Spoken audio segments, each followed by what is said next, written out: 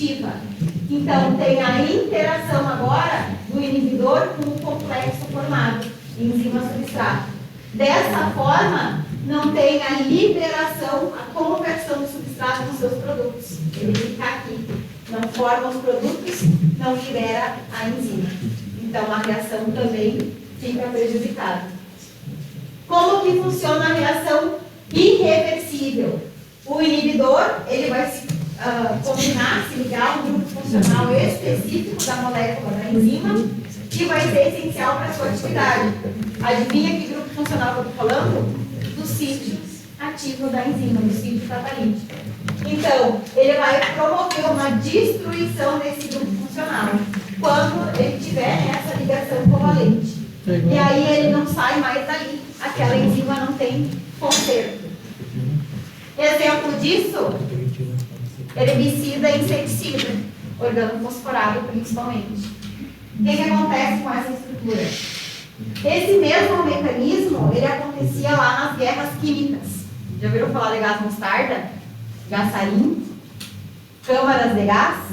De execução? O mecanismo era o mesmo.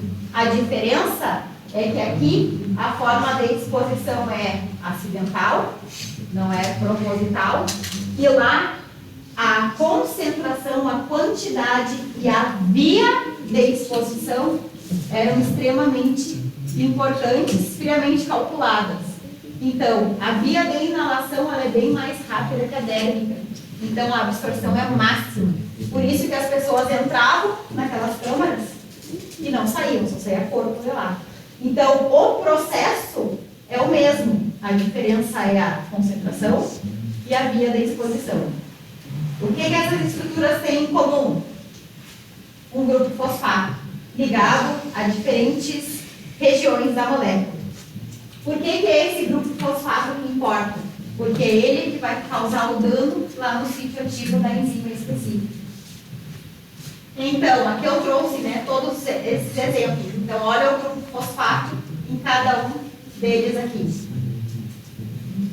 Tá, como que funciona o organismo fisiológico para a gente entender o mecanismo de inibição dele?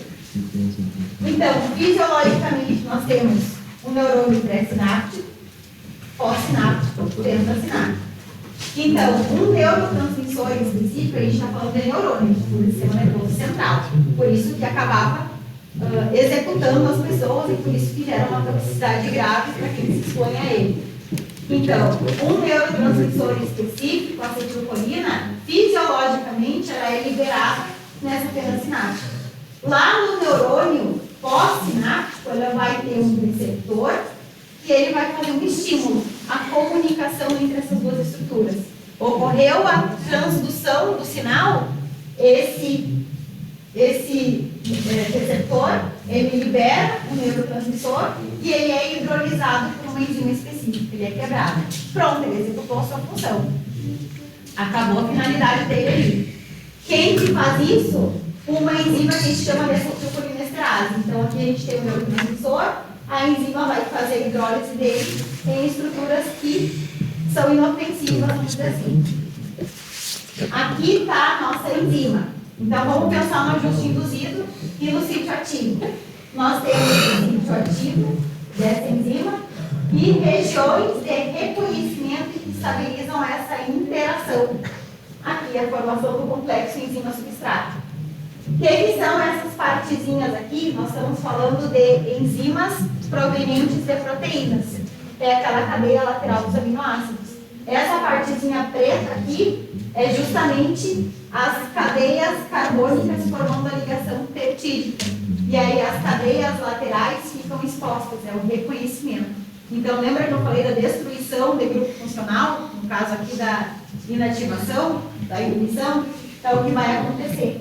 Então nós temos no nosso sítio ativo da acetilcolinesterase 3 resíduos específicos de aminoácidos. Então, vendo ela de forma mais detalhada, nós temos dentro do sítio ativo resíduos de serina, que é essa hidroxila, a cadeia lateral, histidina e qual é o outro? Glutamato.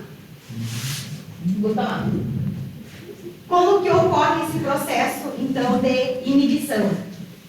O grupo fosfato dessas substâncias vai fosforilar a hidroxila, função álcool, da serina do sítio ativo da enzima.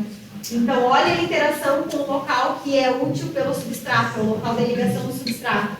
Dessa forma, essa enzima fica fosforilada. O sítio ativo dela é ocupado por um grupo fosfato que não devia estar ali. O substrato consegue se ligar? Não. Então, essa enzima não consegue hidrolisar aquele neurotransmissor anafenocinático. A consequência disso é ele ficar lá o tempo todo estimulando os receptores. A consequência disso para o organismo de quem se expõe? Dor de cabeça, tontura, tremor, mal-estar, desmaio, convulsão, depressão respiratória, coma, morte. Ocorre isso aí, nesses estágios. Lá nas câmaras de gás, por causa da concentração e da via, ela pulava do estágio bem para o estágio de depressão respiratória e morte. Mas é só por causa da concentração. O mecanismo é o mesmo. O que acontece que fica irreversível esse processo? Então, nós temos o grupo fosfato com uma cadeia lateral. Aqui é o outro resíduo de aminoácido sítio ativo. Quando ocorre uma ponte de hidrogênio pela diferença de eletronegatividade, então tem esse envelhecimento da enzima que a gente diz. Agora ficou irreversível. Por que agora?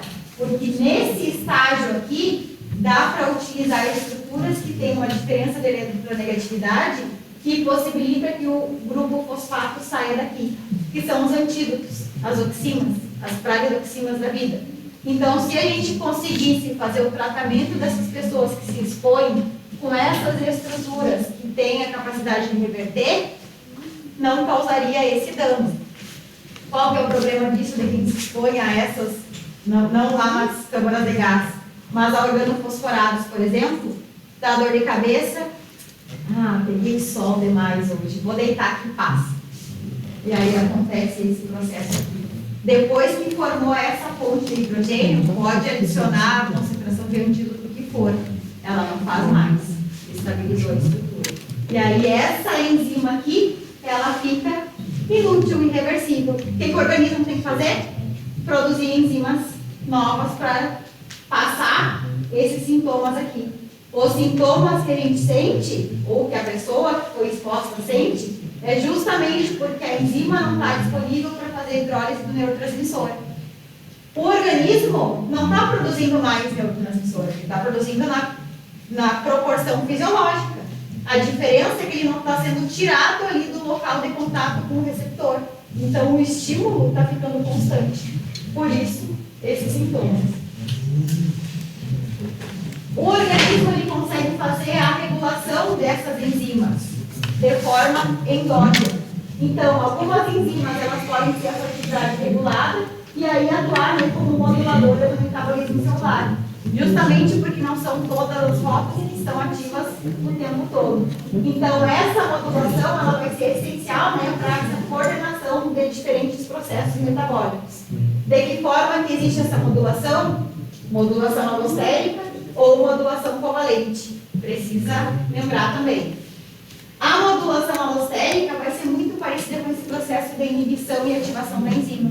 A diferença é que não é uma coisa exógena que vai causar isso. É o organismo que regula. Então, na modulação alostérica, nós temos sítios de modulação ou sítios alostéricos, no qual nós vamos ter um agente modulador que vai fazer interação. E ele pode atuar inibindo ou ativando essa enzima. Então, de novo, justamente para regular essas rotas de forma específica. A ligação desse modulador vai induzir modificações conformacionais na estrutura espacial dessa enzima e vai modificar a afinidade da enzima, do sítio ativo dela pelo seu substrato. Então, dessa forma, inibindo ou ativando ali a enzima. Mas aí se em determinada situação precisa reverter o processo, reativar o organismo consegue? Sim, isso são mecanismos fisiológicos, não precisa de antídotos para isso. É só uma regulação por parte do organismo. E ainda na modulação covalente.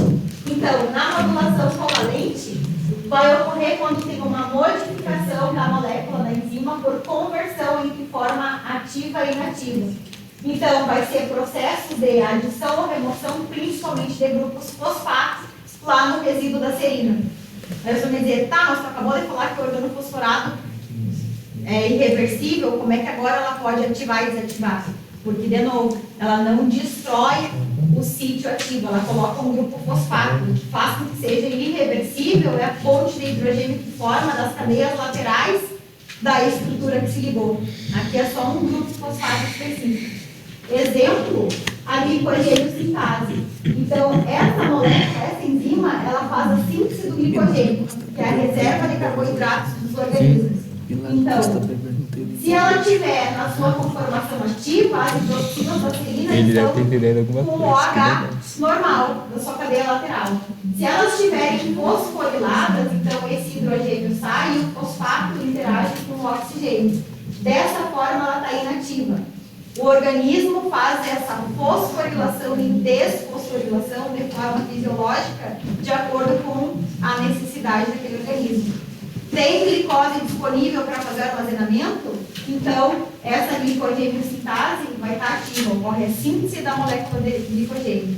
Ah, não tem glicose disponível para armazenamento, a que está disponível ali é para suprir a demanda energética, então essa volta vai estar inativa. Aonde que a gente encontra o uso de enzimas? Indústria de alimentos, exemplo, né, glicose aglomerada, produção de xaropes, com cheiro, com gosto bom, melhorar a palatabilidade dos produtos. Também na celulase, do pau, né, a conversão da celulose em açúcares solúveis. A celulose não tem gosto ou utilidade no meio aquoso. Também lá na fermentação do pão, na produção de álcool. Aplicações na medicina. Também na indústria do álcool, detergente, indústria têxtil, papel e celulose, por tubos, produção de ácido cítrico, ácido glutâmico, insulina, vacina, esteroide, vacina, antibiótico. Todos esses processos têm a utilização de enzimas, além dentro das rotas do organismo. Essas são as referências, e agora eu coloquei os capítulos